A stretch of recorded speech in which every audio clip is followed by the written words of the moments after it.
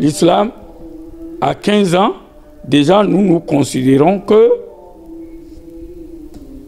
l'homme a déjà le sens complet. Quand vous parlez, vous allez dire, les enfants de 10 ans. Non, non, non, non. Nous, à 10 ans déjà, on l'apprend, on l'habitue. C'est pas qu'on le force, on ne le force pas. Non, non, non, non, non. C'est pourquoi on dit le jeûne des enfants. On lui dit, ah, le jeûne des enfants, tu manges ce matin-là, et à midi, tu vas rompre. Tu vas manger encore, et tu termines le jeûne le soir quand nous finissons. Voilà comment on les apprend. Mais à 15 ans, déjà, il est habitué. Le jeûne de Ramadan, comme le disent les autres, la femme qui est enceinte et ça peut gêner, elle peut laisser et après, elle va payer les jours qu'elle n'a pas pu jeûner. Et les vieillards, à un certain âge, eux, ils ne sont pas obligés de jeûner, ni de payer ou de compléter ce qu'ils ont manqué. Mais celle ou celui qui est riche peut nourrir chaque jour un pauvre pour rompre son carême. C'est pourquoi le prophète alayhi salatu wa salam a dit, celui qui nourrit un jeûneur, il a la récompense de ce jeûneur, mais ça ne perd pas la récompense du propre jeûneur. C'est pour vous dire, en sorte que l'islam n'a pas forcé. Quand tu es malade, tu peux ne pas jeûner et tu vas payer ça un autre jour avant le Ramadan prochain. Donc si on vous amène en prison, si on vous arrête ou si on saisit vos choses à cause des dettes de l'homme et la dette de Dieu, on doit payer ça. Si tu ne payes pas, là tout ce que tu as fait c'est nul et nul. Voilà. Et celui qui est en voyage, et il a vu que dans ce voyage, je peux avoir des difficultés. On peut avoir panne. Au moment où il faut rompre, tu n'as rien à manger sur le chemin.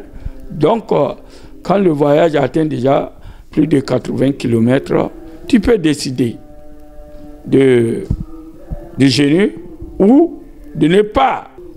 Il est tombé malade, par exemple, à midi. Et on va dire, oh, il est déjà midi. Essaie. Il faut essayer de bien tenir. C'est pas ça. Dieu n'a pas dit ça. Dieu dit, quand tu tombes malade, tu rompes le jeûne et tu le remplaces un autre jour. Mais si tu forces et tu meurs, là tu t'es tué. Alors Dieu dit, ne vous tuez pas. Ne vous appelez même pas la mort à vous-même. Parce que c'est pas bon. Donc il a les imams, les alphas qui disent, non, ici seulement, bon, si ici seulement, et en route, la nuit tombe, et il ne sait pas comment il va rompre son corps. Après, c'est, oh, aujourd'hui là, il y a eu problème, hein, le jeûne d'aujourd'hui. Non, c'est toi. Les règles sont claires. Pas de contraintes dans la religion musulmane.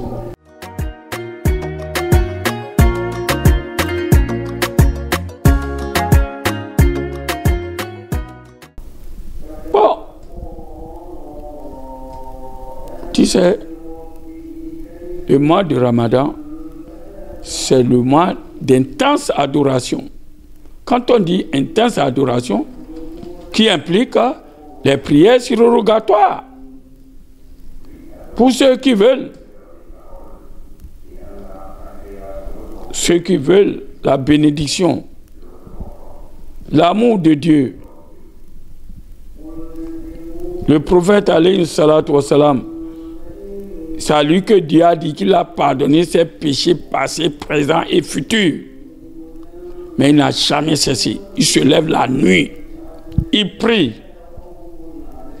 Il adore son Seigneur. Et nous, avec nos péchés. C'est pourquoi on fait travail pour que les gens se répandent. Celui qui fait Ishaï, qui fait les prières, les 5 prières obligatoires, et il est venu, il a fait la prière de 20 heures, il n'a pas voulu faire les prières surrogatoires comme Traoui. On ne peut pas dire que son jeûne n'est pas acceptable. Son jeûne est acceptable parce que le jeûne n'a pas conditionné sur la prière de Traoui. Il a dit il faut cesser de manger du matin jusqu'au tomber du soleil sans s'approcher ni de ta femme. Les prières surrogatoires, c'est pour donner encore de force, pour donner encore de poids à ton jeûne, parce que tu ne sais pas quels sont les péchés qui sont sur toi. Et si Dieu lui veut te pardonner, c'est l'homme même. Quand tu as beaucoup de dettes envers lui, tu as fait du mal. Chaque fois tu marches pour aller demander pardon. C'est aussi surrogatoire. Parce que si tu es assis et tu dis non, le jour vient, je vais payer. Non. Il aura problème. Donc, pour la prière surrogatoire, nous encourageons les gens à le faire. C'est bénéfique. Et quand vous parlez du jeûne, ce n'est pas interdit de manger ou interdit de s'approcher de la femme jusqu'au coucher du soleil. Quand on dit jeûner, tout le corps jeûne. Les yeux, les oreilles, la bouche, tout le corps jeûne. Oui, il ne faut pas regarder ce qui est mauvais. Il faut baisser la tête. Il ne faut pas dire de n'importe quoi. Le mensonge, la calomnie, la haine, les insultes. Et celui qui laisse la prière obligatoire, les 5 prières obligatoires, ceux-là, c'est ceux-là que le prophète alayhi salatu wa salam a dit, Dieu n'a pas besoin de leur jeûne.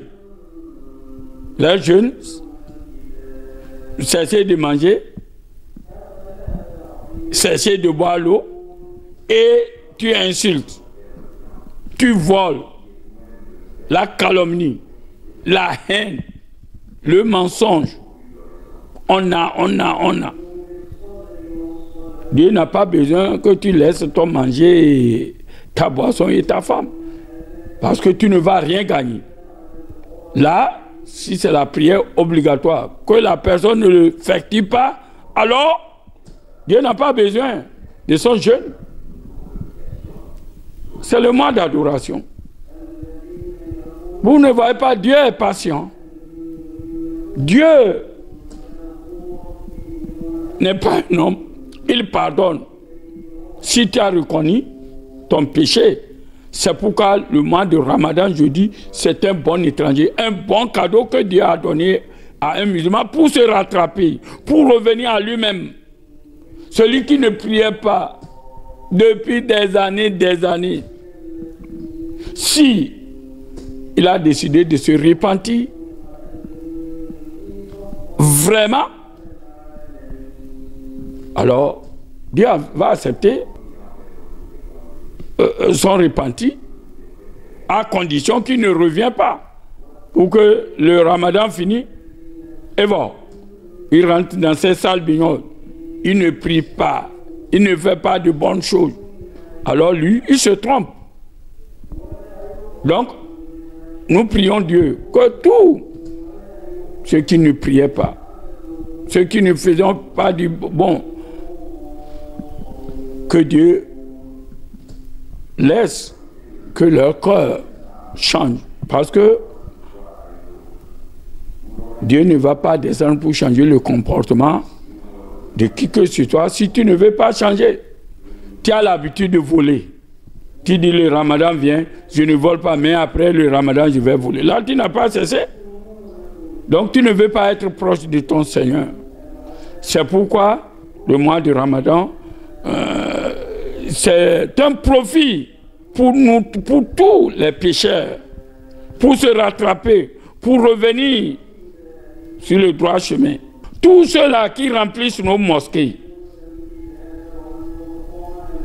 pendant le ramadan, croyant qu'ils trompent les autres, croyant qu'ils trompent les parents, croyant qu'ils trompent les amis pour montrer qu'ils sont des bons musulmans, et après le ramadan, ils tombent dans les mêmes activités. Cela veut dire lui-même n'a qu'à savoir que son jeûne n'a pas été accepté.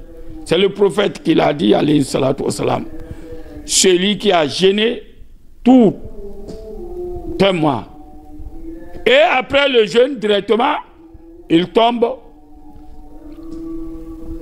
dans le même jeu. Lui, il faut qu'il sache que son jeûne n'a pas été accepté. Comme les jeunes, on dit aujourd'hui c'est la fin du ramadan. Et les voyous, ah, chérie, vous êtes où? On va se rattraper, c'est-à-dire on va se rattraper pour aller dans l'enfer qu'on nous a fait sortir. Parce que le diable est attaché. Le diable est attaché. C'est nous-mêmes, notre propre diable. Ou c'est terminé. Où est-ce qu'on va se rencontrer? Dans quel bistrot? On va casser les verres alors qu'ils vont se casser eux-mêmes. On ne peut pas, on peut nous tromper, mais on ne peut pas tromper Dieu. Ou, allons-y prier. D'autres viennent même, ils rentrent sans ambition. D'autres attendent la dernière prière pour rentrer. Tout cela se trompe. C'est pourquoi il faut adorer Dieu à ces temps-ci avec foi et détermination. À quoi? Avec certitude que tes péchés seront pardonnés. Mais quand tu viens pour le plaisir de venir, parce qu'on a dit que c'est le mois du ramadan, c'est pas ça, c'est l'intention. Mais quand tu fais le jeûne, tu es méchant, haineux, menteur, voleur, etc., etc., tu ne peux pas. Donc on fait le jeûne pour que Dieu nous purifie de tous ces péchés. Personne ne peut dire pendant le mois de Ramadan, c'est le Satan. Non, Satan de Dieu est attaché. Notre propre Satan, c'est notre conscience, notre intérieur. L'intérieur de l'homme est méchant. Et il est méchant pour lui-même. Quand on te vient, tu as beaucoup de maladies, viens, je vais te guérir. C'est en ce moment, le médicament qu'on te donne, tu prends, tu ne l'utilises pas, tu t'en vas jeter. C'est exactement ça. Dieu dit, venez, je vais vous pardonner. Et devant tes parents, devant tes enfants, j'ai jeûné. Et tu dis à ton ami, je viens. Il va y manger bien là. D'autres prennent même les autres croyants, les hommes de foi comme des imbéciles. Alors Dieu dit que ce sont eux-mêmes les imbéciles.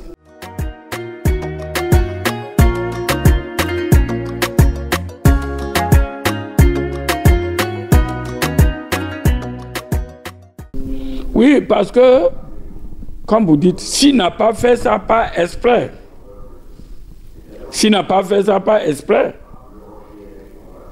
et il sait qu'il peut continuer sans se lamenter, là, ça peut aller. Le prophète alayhi salatu wassalam, un jour, il s'est réveillé le matin, il rentre chez notre maman Aïcha. Il demande, est-ce qu'il a quelque chose à manger? Aïcha a dit non. Il dit donc, je jeûne. Et il a jeûné, il a continué. Donc, c'est lui que c'est le sommeil qu'il a pris. Et il a l'intention de jeûner. Et il peut supporter, il peut faire son jeûne. C'est pourquoi Dieu a dit qu'il pardonne celui que le sommeil l'a pris et il n'a pas pu partir prier. Ou celui qui a oublié pendant le ramadan avec certitude, il a oublié, il peut manger un plat complet. Et après, il revient. Dieu dit, il n'a qu'à continuer son jeûne. C'est Dieu qui l'a nourri. S'il a oublié, c'est Dieu qui l'a nourri. Il n'a pas dit, besoin, il nettoie sa bouche et il continue son jeûne. Mais si tu l'as fait exprès, tu auras double punition parce que c'est le mois où on double. Donc, on ne joue pas avec... Mais si c'est un oubli, ce n'est pas un problème. Mais ce qui est grave, le manger du matin, il a le bonheur dedans. Il faut que les gens chassent ça. C'est pourquoi le prophète, alayhi salatu wassalam, nous a encouragés de se lever, même manger un peu. Mais, dommage, vous avez dit c'est le mois d'adoration. L'autre, à midi, il mange parce qu'il ne veut pas se lever à 4 h du matin pour manger. Mais si tu manges midi et tu ne veux pas te lever à 4 h du matin, est-ce que celui-là a l'intention de faire la prière du matin? Alors, là tu mélanges du sable dans du gari. Tu mélanges l'eau propre et l'eau sale. Parce que si tu ne te lèves pas pour prier la prière du matin, bon, quel jeûne tu es en train de faire? Qu'est-ce que tu es en train de faire? Alors, le manger du matin est aussi important. Parce que, quand on dit jeûner, c'est pour nous purifier le corps. C'est pas seulement la récompense. Donc, le jeûne aussi, c'est la purification du cœur, du corps, de l'âme. Donc, il faut que les gens sachent ça. Et celui qui, pendant le ramadan, il meurt, on a dit que la porte du paradis est ouverte. Donc, il va directement au paradis. Si réellement son jeûne, il le fait avec foi, détermination et pour avoir la récompense et la bénédiction de son Seigneur. Mais si ce n'est pas hypocrisie, la porte de l'enfer là, où les non-jeunesse, elle est ouverte. Les portes de l'enfer sont fermées pour les vrais jeûneurs. Et les portes du paradis sont ouvertes pour les vrais jeûneurs. Le vrai jeûneur va rentrer tranquillement dans son paradis. Mais l'hypocrite, il va là où il a la porte des hypocrites.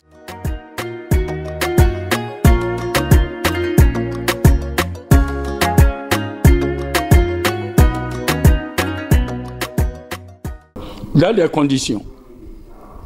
Si, comme quelqu'un dort dans la journée, et puis c'est dans le rêve, il s'est levé, il a vu qu'il a éjaculé, il se lave, il se lève, il se lave, et il continue son jeûne. Mais, si c'est ton regard, tu as regardé n'importe quoi des femmes, ou tu as trouvé audio ou quelque chose que tu as mis, il a de n'importe quoi, et ça t'incite. Et même tu éjacules et tu es assis, ton jeûne est complètement parti. Avec punition. C'est comme quelqu'un, c'est sa propre femme. Ta propre femme même. Si tu essaies la journée, vous bousculez jusqu'à... Vous faites, votre jeûne est écarté, vous allez refaire, mais il a une punition à l'appui. Quand tu le fais, qui va jeûner 2 mois consécutifs, sans couper. C'est une punition. Ou nourrir 60 pauvres. Ou, etc. Il a des punitions. Quelqu'un a fait comme, oh prophète, j'ai fait.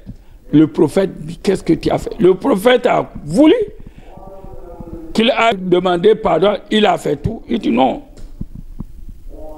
J'ai fait tel avec ma femme. Voilà qu'il est pauvre encore. Le prophète dit, tu peux faire le jeûne 2 mois sans arrêt. Si tu commences et un jour arrive, tu coupes, tu reprends. Avec ma santé là, je ne peux pas. Le prophète dit, tu peux nourrir les pauvres. Il dit, je ne peux pas. Il n'a pas ce sou. Le prophète alayhi salatu wa salam est parti amener les dates pour lui donner, pour nourrir les pauvres. Il dit au prophète alayhi salatu wa salam, ô prophète, dans cette ville, dans ce village, dans ce quartier, il y a quelqu'un plus pauvre que moi. Et le prophète alayhi salatu wa salam l'a dit, bon, prends pour te nourrir toi-même. Voilà l'islam. L'islam, c'est l'amour, le social. L'islam est très simple. Quelqu'un même qui a fait adultère, le prophète avait voulu par tous les moyens,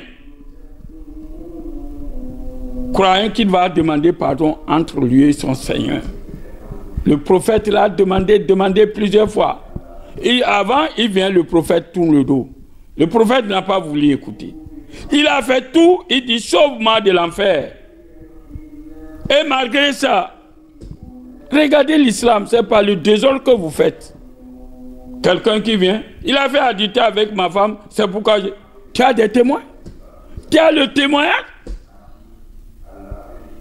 Le prophète alayhi salatu wa salam, avec qui d'abord? Il a dit, est-ce réellement tu t'es couché sur lui ou bien comment? Il dit non. Le prophète a dit, est-ce que ton machin est rentré dans son machin? Il dit oui. Bon. Le prophète alayhi salatu wa salam a dit alors, la loi t'a frappé. Parce qu'il est témoin de lui-même. Il veut se purifier. Ce ne sont pas nous aujourd'hui faibles de foi. Il veut se purifier. Et ils sont partis. Le maître dans tout, commence par lui jeter les cailloux. Le sang coulait. La souffrance était intense. Il a pu bousculer. Sorti. Et ils l'ont poursuivi. Lancé le caillou jusqu'à la mort. Parce qu'il a demandé purification. Et quand ils sont venus, ils ont raconté l'histoire au prophète alayhi salatu wa salam. Il dit, pourquoi ne vous l'avez pas laissé pour qu'il se repentisse et Dieu va accepter ça. Voilà son sang qui coule dans les jardins du paradis. Donc lui a voulu. Aujourd'hui, vous voyez quelqu'un parler avec quelqu'un ou quelqu'un parler avec quelqu'un sans preuve, on dit ah, il cherche ta femme, il a fait tel. Ceux-là ont des péchés. Parce que si tu dis sur quelque chose sur quelqu'un et il s'en va au tribunal religieux, on te demande d'amener des preuves. Parce que qui d'entre nous dans ce monde aujourd'hui, quels hommes et femmes qui sont en train de faire l'adultère,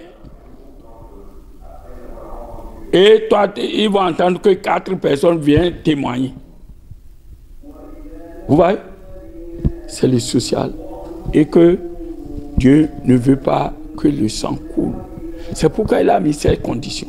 Et même l'homme et sa femme. C'est sa femme, c'est son mari. Il ne peut pas dire aux gens, j'ai pris ma femme en flagrant délit, sans amener des preuves. Homme et femme, c'est sa femme, hein, et c'est son mari. Il faut amener témoin.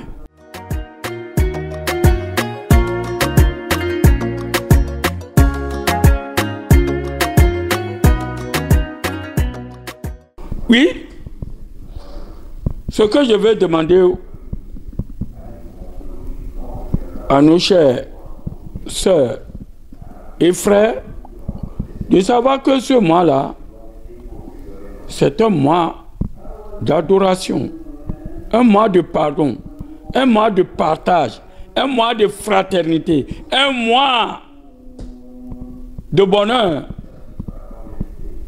Donc, il faut jeûner avec tout. Éloignez-vous du mensonge, de la haine gratuite, des accusations gratuites. Ce que tu n'as pas vu, tu dis j'ai vu. On a. Sortez de tout ça là. Le vol, la jalousie mal placée, les regards. Méfiez-vous. Hommes et femmes qui sont les professionnalistes de Novella, Nocella, etc. Là où des choses ont fait de n'importe quoi, ça peut gâter facilement votre jeûne parce que vous êtes en train d'adorer Dieu, surtout nos femmes. Quand vous préparez, la récompense qui est dedans, c'est beaucoup. Oubliez les désordres qui se passent dans la télévision. On ne vous a pas dit de ne pas regarder la télévision. Au moment où la télévision amène ce qui n'est pas bon, ferme. Et Dieu est témoin. Mais c'est toi-même qui s'en va s'asseoir. Ou toi, tu t'en vas à la prière, madame ou monsieur. L'enfant qui ira chercher bénédiction de Dieu, tu vas dire, c'est le temps de Novella, c'est le temps de mon père, c'est le temps de ma chérie, etc., etc. C'est pas bon. Un mois intense adoration. Aimez-vous. Visitez vos parents. Visitez les malades. Nourrissez les pauvres. Répondez aux salutations. Soyez corrects avec les voisins, qu'ils soient musulmans ou non musulmans. C'est le moment où vous montrez ton amour à ton voisin, musulman ou non musulman. C'est le temps de solidarité entre nous, pas que ce que les autres disent. Quand un chrétien t'amène banane, orange, etc. pour rompre ton jeûne, ne prends pas. Ce sont des ignorants, ne les écoutez pas. L'islam demande la solidarité. Le prophète alayhi salatu wassalam, il s'entraidait avec les juifs concernant leur société. Mais quand question de religion arrive, il dit à vous votre religion et à moi la mienne. Le vivre ensemble était là pendant le prophète. Au temps du prophète, il ne les attaque pas, sauf s'il l'attaque. Le prophète, il s'entraidait avec les juifs, malgré qu'ils étaient contre lui. Donc c'est comme ça. C'est le vivre ensemble. Donc, un chrétien, le jeûne les a prescrits avant nous. Ils connaissent la valeur du jeûne. C'est ça. C'est pourquoi Dieu, le Tout-Puissant, qui nous a créés, dit, il dit, leur manger est propre pour vous et votre manger est propre pour eux. Mariez leur fille parce qu'elle est croyante. Donc, il ne suffit pas de mélanger du sable dans du gaz. Et encore d'autres pasteurs ignorants qui eux aussi insistent ou appellent à la... Ne prenez pas pendant la tabaski. on se partage les viandes. Qui est béni? C'est une tradition du prophète Ibrahim, alayhi salatu wassalam, que tous les autres prophètes sont venus jusqu'au prophète Mohammed. Donc, c'est une viande pure. Et d'autres, ne prenez pas. Alors que ça nous amène la solidarité. Combien de non-musulmans, oranges, fruits, ils amènent aux musulmans en quantité et en qualité. Celui qui prend et le jette, parce que tu as péché. Tu n'as pas voulu l'amour, le pardon, le social dont Dieu a parlé, tu n'as pas voulu le vivre ensemble. Voilà ce que je vais dire aux musulmans. Donc, de ne pas écouter. Ils n'ont qu'à essayer aussi d'aller prier. Surtout, c'est ce que, ensemble, dans la mosquée avec l'imam. Avec l'imam. Dans les mosquées, on n'a pas dit dans les maisons. Parce que ça est devenu l'habitude. Je suis riche, haut fonctionnaire, ministre, imam. Viens prier, viens me diriger la prière pour ma famille. Mais chez moi, on va vite, hein, parce que le ministre peut m'appeler. Le ministre va dire, peut-être le président peut m'appeler. Parce que c'est chez lui. Il prend le téléphone, il dit, imam, attends. Hein. Donc, je mets en garde sur ces imams-là. Il faut les encourager à venir dans les mosquées. Oui, aucun ministre ne peut dire je ferai le conseil de ministre chez moi. Le président n'a qu'à venir me trouver là. Non, tu ne vas pas trouver. Aucun DG ne va pas dire il a conseil au ministère. Il va dire je reste chez moi pour venir. Et pourquoi vous les imams, vous leur donnez cette chance? On vous pose même des conditions. Oui, c'est pas bon. Il faut les encourager à venir dans les mosquées. À vous les riches, vous n'êtes pas plus riches que Dieu. Les autorités, vous n'avez pas d'autorité plus que Dieu. Ton argent, ça n'engage que toi. Si tu veux utiliser ton argent, viens dans les mosquées, priez dans les mosquées, vois ce qui manque dans la mosquée, arrange ça. C'est bénéfique pour toi. À toi, l'imam, qui sait ça. Et tu vas dire, laissez-les. Ça ne dit absolument rien. Tu es devenu un faux, un fantôme, pour ne pas dire un fantoche. Voilà ce qui crée partout les petites mosquées, les petites églises, parce que chacun veut manger. Alors, tu verras des églises ou des mosquées, là même tu ne vas même pas trouver 10 personnes. Parce qu'il veut manger. C'est pas normal. Donc, c'est le mois d'adoration, chers riches, chères autorités, chers Akawé. Venez rencontrer le vrai, le grand chef, le chef des chefs, le créateur des cieux et de la terre, pour qu'il vous pardonne vos péchés et vous donne ici-bas et dans l'au-delà. Voilà ce que je peux dire. Le comportement pendant le mois de Ramadan est très important. Enfin, pour terminer, je vais dire aux autres, nos salives, nos petits salives, ne gâtent pas nos jeunes. Pardonnez, ne salissez pas l'environnement. On s'assoit un peu même, un petit salive qui va... Pourquoi? Dieu est propre, il aime la propriété, il est sage, il aime la sagesse. Donc, il faut que les musulmans connaissent bien ça. Lavez-vous. Le jeune n'a pas refusé qu'on se lave. Mais attention, ne laissez pas que l'eau passe là où il ne faut pas. Même l'ambition que nous faisons, si tu veux mettre l'eau dans le nez, si tu ne fais pas attention, tu l'as fait avec force, ça s'en va, ça gâte le jeûne. Tout ce qui rentre dans le ventre gâte le jeûne. Donc, voilà les conseils qu'on peut donner aux uns et aux autres. Ceux qui veulent prendre ça au sérieux, ils auront le bonheur sur leur chemin. Ceux qui les rejettent, ils n'ont qu'à s'en prendre à eux-mêmes quand ils verront le malheur devant eux. Merci. Voilà ce que j'ai à vous dire. Et je souhaite bon début du jeûne et que Dieu nous accompagne dans la foi et dans la paix avant, pendant et après le Ramadan.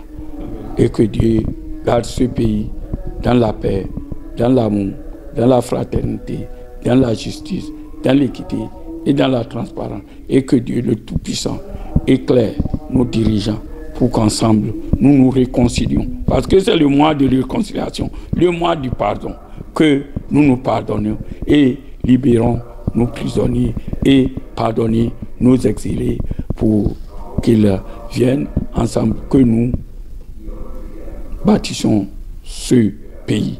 Rien ne sert d'être intransigeant. C'est pourquoi Dieu le Tout-Puissant, le Tout-Miséricordieux, qui peut faire tout, il a mis un mois spécial pour le pardon.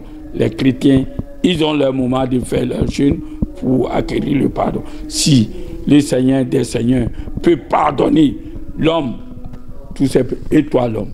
Donc, j'invite les uns et les autres à se pardonner, à se réconcilier et ensemble, Dieu va nous bénir.